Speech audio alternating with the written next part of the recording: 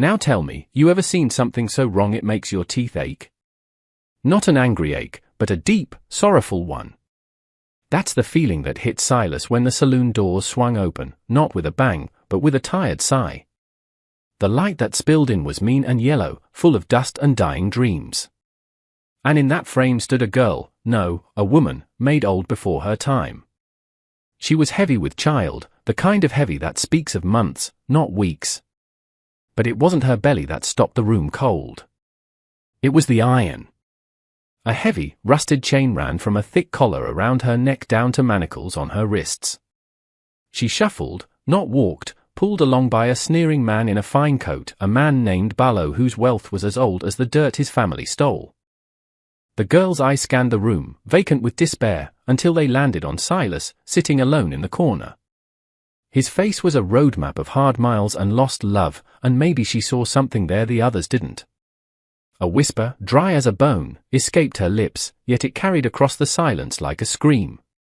"My twins are coming," she breathed, her hand protectively on her stomach. "Please, remove my chains. And save me." The words hung there, a prayer in a place that had forgotten God. Silas didn't move. Not at first. He just watched. He saw the way the other patrons looked down into their glasses, suddenly fascinated by cheap whiskey. He saw the fear in their eyes, the quiet calculation that her trouble wasn't worth their own. They were part of the fickle community, the kind that watches a burning house and complains about the smoke. Salo laughed, a sound like rocks grinding together. "The little mare's got spirit," he said to the room, though his eyes were fixed on Silas, a challenge. "She's my indentured property. A debt to be paid." As Silas took a slow sip of his water, he set the glass down with a quiet click that echoed louder than Salo's boast. He'd seen enough men like Salo in his time, men who confused ownership with strength, cruelty with power. He'd buried men like that. He rose from his chair, not fast, not loud, just a slow unfolding of a man who was bigger than he first appeared. His shadow stretched long and dark across the floorboards, covering the girl in its protection. He didn't look at Salo. He looked at her. He gave a single, almost imperceptible nod. That one small gesture was a promise, a declaration of war he hadn't asked for but wouldn't back down from. He walked toward them, his boots making a soft, rhythmic thud on the floor. Clip-clop. Clip-clop. Like a hearse coming for a man who just didn't know he was dead yet. Salo's smirk tightened. His hand went to the fancy pistol at his hip. "This ain't your concern, drifter," he snarled. Silas stopped a few feet away. His voice, when it came, was gravel and dust. "Cut her down." It wasn't a request. It was an order from a higher authority than Salo had ever met. Salo laughed again, but this time it was brittle. "Or what?" Silas's eyes, the color of a stormy sky, finally met his. "Or I'll take the key from your corpse." There was no poetry in it. No threat. Just a statement of fact. You could feel the air in the room get thick, heavy. The patrons held their breath. Salo looked at Silas, really looked at him, and for the first time, he saw not a drifter, but an ending. He saw the cold, quiet certainty of a man who had nothing left to lose and had decided to gain one thing, this woman's freedom. With a shaking hand, Salo fumbled for the key, unlocked the collar, and let it fall with a heavy clang. Silas stepped forward, put a hand on the woman's arm, and led her out into the unforgiving sun, leaving the silence and the shame behind them. The journey to his homestead was a silent one. He put her on his old horse, tired and steady, and he walked beside her, his hand never far from the warm grip of his revolver. The sun beat down, trying to finish the job the town's cruelty had started. She swayed in the saddle, exhausted but upright. She never spoke a word. They arrived at a place that was more geography than home, a small, weathered cabin hunkered down against a mesa, like it was hiding from the sky. It was stark, lonely, and clean. Inside, he gave her water and a piece of bread, which she ate like a starving animal. Then, he went to his shed and came back with a file and a small hammer. He knelt before her, and without a word, began the slow, arduous work of freeing her wrists. The sound filled the small cabin for the next hour, the rhythmic scrape of metal on metal. SHHHK, SHHHK, SHHHK. It was the sound of bondage turning to dust. It was the sound of a promise being kept. When the last manacle fell away, she didn't cry. She simply rubbed her raw, scarred wrists and looked at her own hands as if seeing them for the first time. They were her own again. The days that followed were a quiet dance of healing. Silas slept on the porch, giving her the cabin, the bed, the privacy. He'd leave a plate of food on the table for her and go out to mend fences or tend to his horse, never making her feel watched or indebted. He never asked her name. He never asked how she came to be in chains. He knew that some stories are too heavy to be told, they have to be set down, piece by piece, when the person is strong enough to lift them. He called her at first, she stayed inside, a ghost in his small home. Then, one morning, he found his ripped shirt, the one he'd left on a chair, had been mended with neat, careful stitches. The next day, she swept the porch. The day after that, she was humming a tune he didn't recognize while she pulled weeds from the parched earth around the cabin. Her name, he learned, was Ilara. She told him one evening as they watched the sunset paint the desert in shades of purple and orange. She didn't offer any more, and he didn't ask. Her name was enough. It was a start. One afternoon, she drew pictures in the dust with a stick. 2 small figures, side by side. Her children. She told him then. A little bit. She was an orphan, sold into indenture to Barlow to pay a family debt that wasn't even hers.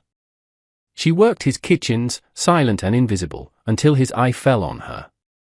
When she refused him, he grew cruel. When he found she was with child, another man's, a kind farmhand who had been run off Barlow's land, his pride turned to poison. He chained her, not just to keep her from running, but to show everyone what he believed. That she was his. That her life, and the lives inside her, were his to command or destroy. As she spoke, her voice was quiet, but it didn't tremble. It was the voice of a survivor recounting a history that no longer owned her. Silas just listened, his jaw tight, his hands clenched into fists. He had cut her chains, but he knew the man who had forged them would not forget. He had bought a war he wasn't ready for, but one he would now have to finish. That peace they had built was fragile, he knew, as fragile as a new seedling in a storm. And he could see the clouds gathering on the horizon. The storm arrived a week later. It came not as rain, but as dust and horses. A cloud on the horizon that slowly resolved into 3 riders. Barlow and 2 of his hired thugs. They rode right up to the cabin, arrogance rolling off them like heat off asphalt. Silas was waiting on the porch, a rifle held loosely in his hands. He didn't raise it. Not yet. "I've come for my property," Barlow shouted, his voice ugly and sharp. "The law is on my side. I have the papers." Silas's face was stone. "She's not property, she's a debt." Barlow spat. "And she's carrying something of value. I'll take the brats as payment for her flight." It was a vile confession. He didn't see children, he saw assets.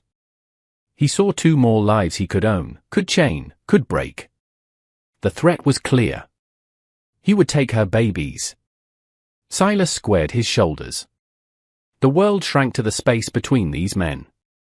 The wind picked up, whipping dust into their eyes, a fitting shroud for what was about to happen. "You'll take nothing from this place but regret," Silas said, his voice low and final. Barlow laughed and his men reached for their guns. But just as steel was about to clear leather, the cabin door creaked open. Ilara stepped out into the harsh light. She wasn't the broken creature from the saloon.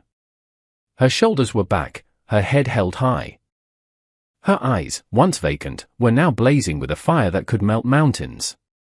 She walked past Silas and stood at the edge of the porch, her swollen belly a shield of life against their world of death. She looked directly at Barlow, and the man actually flinched. She didn't scream. She didn't cry. Her voice was calm, clear, and colder than a winter grave. "You will not touch my children," she said. It was a verdict. It was a prophecy. You think your papers and your chains make you a man? You are nothing. A ghost. Your soul is a barren patch of ground where nothing will ever grow. Her words were the truth, and the truth has a weight all its own. Barlow and his men stared, dumbfounded. They had come for a victim, a possession. They found a queen defending her throne. In that moment, she wasn't just a survivor. She was a force of nature. That's the thing about bullies, my friend. They rely on fear. And when you take that away, they're just empty, noisy shells. Barlow looked from her unyielding face to Silas's steady hands on that rifle, and he saw a fight he couldn't win. Not with guns, not with laws, not with anything he owned. He was beaten not by a bullet, but by a woman's will to protect her young. He cursed, a pathetic, broken sound, and wheeled his horse around. He and his men rode away, swallowed by the same dust they had ridden in on, leaving only a profound, ringing silence behind them. The storm had broken. The rain began to fall then, soft and gentle, washing the air clean, turning the dust to dark, fertile soil. Silas looked at Ilara, and she looked at him. No words were needed. A new world had just been born in that dusty yard, a world built on courage and sealed by the coming rain. It was a hard one, palpable peace, the kind that sinks right into your bones. 2 weeks later, under the watchful eye of a sliver moon, Ilara's twins were born. A boy and a girl. Healthy, loud, and alive. Silas, the man who had lost his own family years ago, now held new life in his calloused hands. He had built them a cradle from weathered pine, and as they slept in it, side by side, he and Ilara sat at the table, a new family forged in fire and faith. The news traveled, as news does, carried on whispers from the saloon to the town. They started to see. Not a drifter and a runaway, but a protector and a survivor. One morning, a bundle of blankets appeared on the fence post. The next, a sack of flour. The fickle community, once so quick to judge and turn away, was now offering quiet tributes. They were small acts of penance, of acknowledgement. They were mending a tear in the fabric of their own humanity. And Silas and Ilara, they built their life, day by day, a testament to the fact that true strength isn't about what you can own or what you can break. It's about what you can protect, what you can heal, and the quiet courage it takes to stand up and say, no more.